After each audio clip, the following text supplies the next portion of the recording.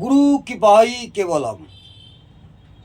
যদি কোনো স্বামী পরস্ত্রী আসক্ত হয়, তার জন্যে আমি একটি টোটকা বলছি, মন দিয়ে শুনুন,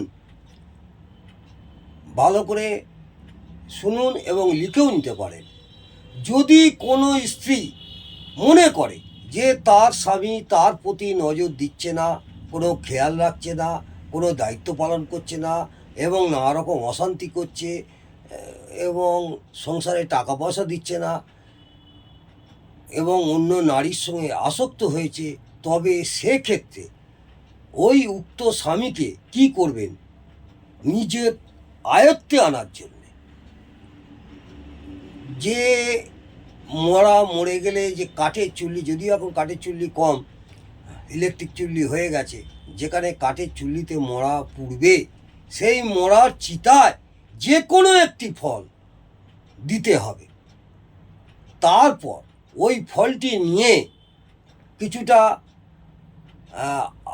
একটু গরম হয়ে গেলেই ওই চিতা থেকে ওই ফলটি নিয়ে এসে কি করবেন?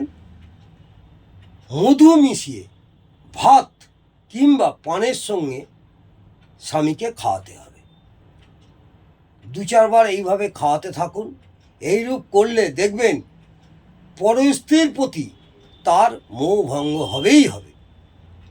নমস্কার, জয় মা তারা।